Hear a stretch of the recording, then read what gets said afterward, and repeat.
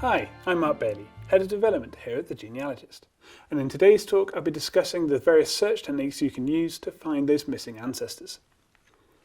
Now the first tool is surname mapping. To use this, I really recommend just typing in the surname you're interested in researching and nothing else into the search boxes. And then, when you perform that search, you'll see a summary of all the results on the left-hand side. If you pick census and then go to the 1841, you'll see a link there to say map these results.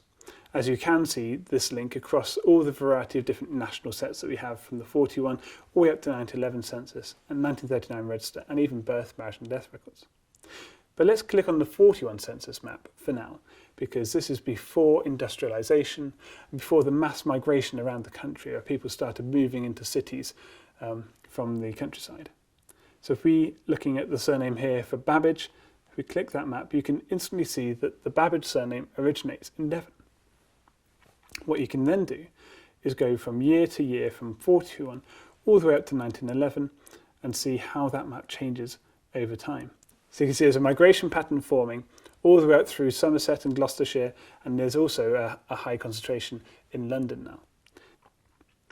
And if you look at a modern map of that surname, you can see it looks completely different. In this case, Babbage is now highly concentrated in Gloucestershire and Norfolk, not so much anymore in Devon. It's really interesting to see how these maps change over time. So moving on to our most popular search tool on the site, and that's our keyword search. Now we fully transcribe most of our records, which means you can search for any of that key piece of information on those records to refine your search. There's a forename box, a surname box, and obviously the keywords. You don't have to enter a forename or surname, they're just there to help you refine your search further. In this case, I'm looking for my ancestor Thomas Bayley in the 61 census, and I know that in that time my family were living in the Romney Marsh area of Lydd in Kent, so I've just put in the keywords there of Romney Marsh, and it's filtered right down to 2 results. Another thing I want to point out here is under the forename and surname there's a filter box. Now, I've got these set to phonetic. I really recommend you do this because if you think about how these records are recorded, it's all via verbal communication. For the example of census, you're telling the census enumerator who is living in the house. If you're looking at civil registration, you're telling the registrar who was born, married or died.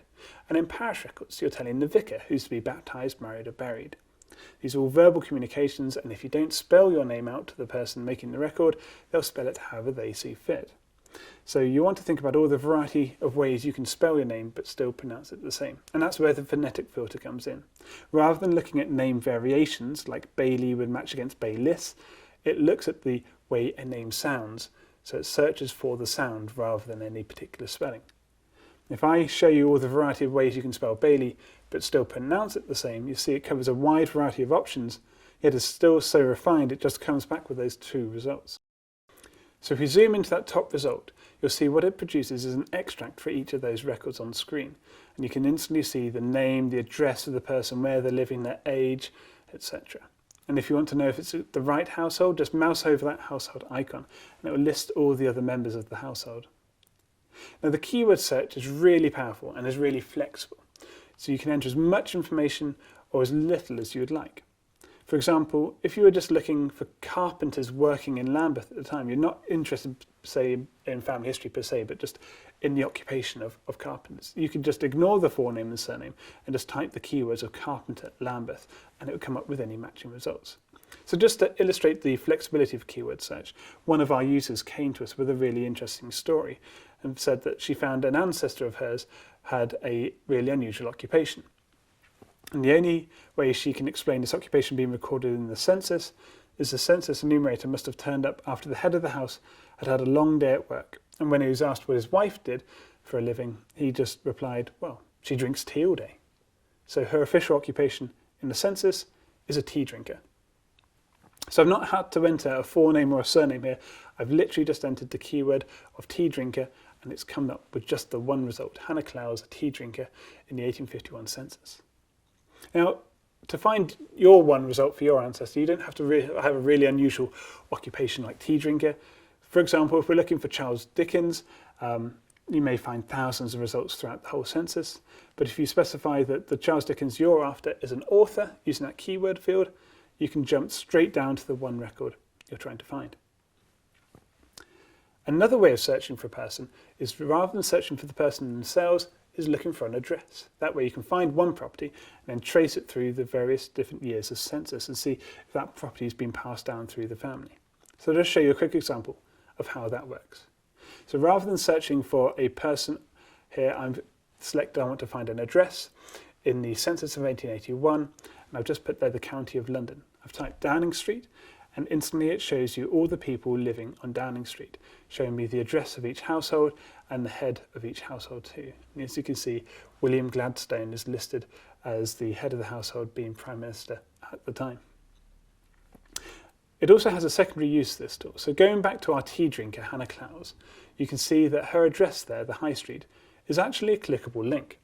If you click that link, it will show you all the other people living on that street. So Samuel is the chap that called his wife a tea drinker.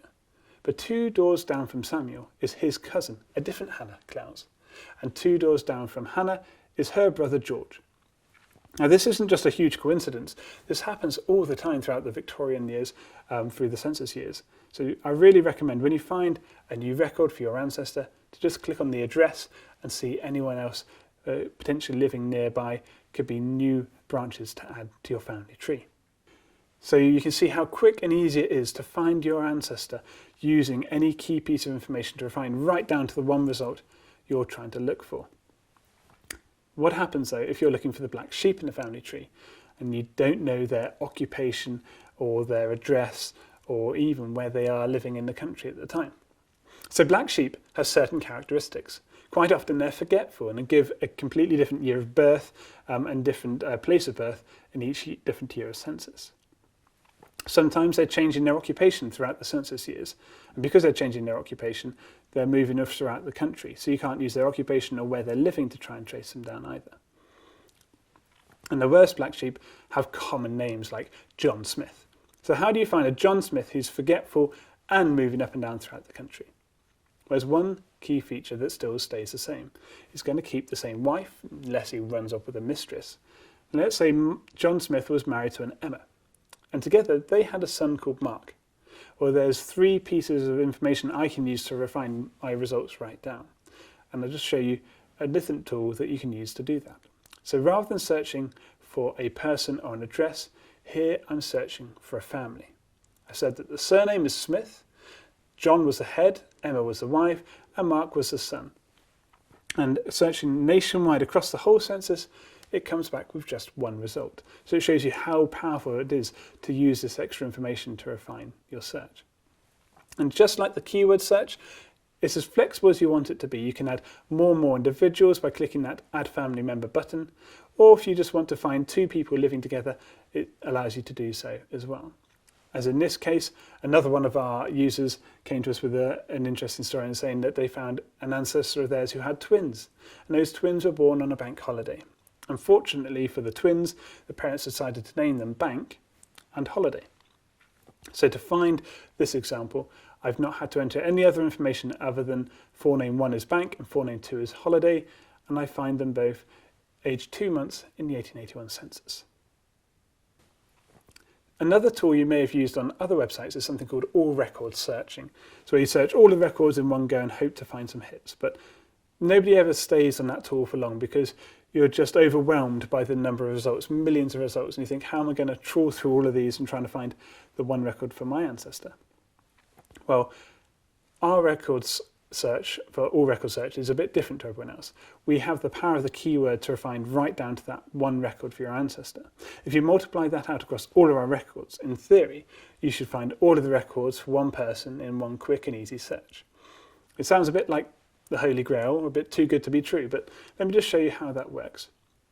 Here I'm searching for John Turner, who was born in Cradley. So I've put the keyword there of Cradley, and the year of his birth is 1871, give or take a couple of years. So I've put those 2 pieces of information to refine my search, and it comes back with just 4 results. So if we zoom in, and what you can see is those 4 results actually produce a life story for John Turner. You can see the first result there is a baptism. So John Allen Turner was baptised in the village of Cradley in December of 1871. So obviously he was born too late to be included in the 71 census. But the next record you can see is listed in the 1881 census. It's now moved to Oxfordshire. Then we see him in the 1891 census in Carnarvonshire, and then finally in 1911 in Hertfordshire. So even though he moves across 4 different counties across this time period, it still found all the records in one quick and easy search. Now, I have been asked before at this point, why use Cradley as a keyword? Can't I use the county of Worcestershire instead and hopefully find some more records? Well, potentially yes, but unfortunately in this case not so easily, because he was in Cradley, Worcestershire, the vicar knew exactly where his church was in Worcestershire. When he was listed in the 1881 census, the enumerator from Oxfordshire decided to say that he was from Cradley in Herefordshire. And in 91, the Carnarvon enumerator decided that Cradley was in Staffordshire. And then finally in 1911, of course, John is filling out his own enumeration form because it's a household return, and he knows he was born in Cradley, Worcestershire. So the counties can change depending on what the enumerator sees fit at the time. So that's why I use the sort of parish where he was born instead. And those who have been paying attention, yes, it is too good to be true. It's not found all of the records in one quick and easy search. I'm missing the record from 1901. What happened there? Well, I asked myself the same question. Obviously, the keyword of Cradley wasn't working for me, so I deleted that keyword. And I note that he's a butcher's assistant in 1891 and has opened up his own butcher shop in 1911.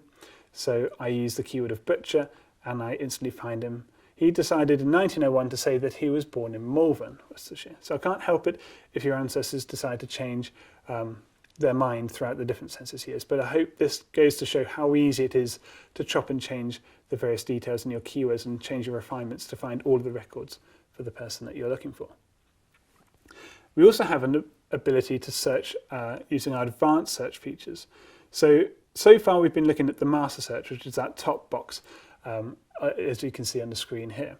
Now, if you scroll below that, you'll actually see a variety of different record sets listed. If you pick a specific record set, you then have the ability to search the advanced search interface, which has the added benefit of being able to have specific fields to refine your search.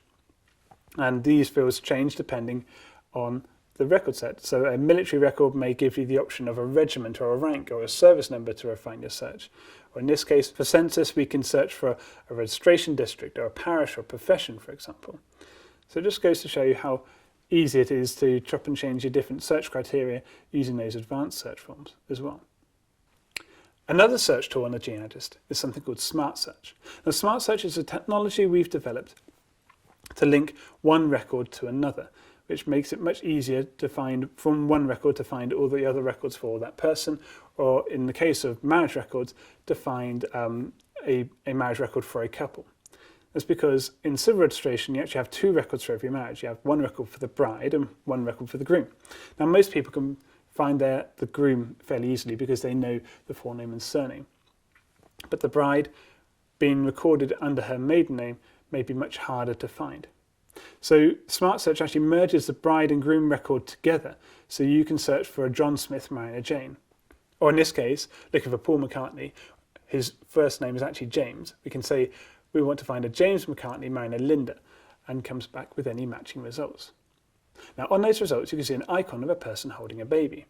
If you click that icon, it then goes away to search to see if that married couple has had any children. And as you can see, you can have the 3 children born to Paul and Linda listed there. We've got Mary, Stella and James. Now, once you've found the birth record, there's also other options. You can click again on that person holding a baby to find any siblings. If you found a birth record, you can jump from a birth record to finding the parents' marriage. You can also jump from a death record to a birth. And then it's also links across our census records and our military records are all tied in with SmartSearch as well. Now, finally, the last tool I'm going to talk about today on the genealogist is TreeView. It's our online family tree builder. You can import a GEDCOM from any software package, be it Roots Magic, Family Tree Maker or Family Historian, for example, or even from any other website you may have your family tree stored, whether it's Ancestry, FamilyPath, MyHeritage, and you can import your family tree back into TreeView so you won't lose any of your records. So TreeView lets you display a variety of different tree styles, and you can save any of your records you discover on the genealogist to TreeView automatically. TreeView also comes as an app for phones and tablets, and even a piece of software that you can buy for Windows and Mac, and it all stays in sync together. The benefit of the software for Windows and Mac is that it can generate various different charts and reports. Here's an example of a fan chart and a map report. And it includes full drag and drop charting, so you can add your family tree, a title to that, you can add background images, you can drag and drop people, move them around on the screen, and add foreground images, so you can customize it to your heart's content. Now we have a special offer on today for All About That Place, where you can save on a diamond subscription to the Genealogist. Now it's a £95 or just under £95 a year with our lifetime discount, so the price will never increase for as long as you stay with us. And we're also able to give you a 12-month subscription to Discover Your Ancestors online magazine, so you'll get a new issue each month. It's full of interesting articles and research tips and advice. So if you'd like to take us up on that offer, visit thegenealogist.co.uk/AATP23, and that link will be in the various advertising and research guide that you should have downloaded as part of this course. Well, thank you very much for listening, and enjoy the rest of your day.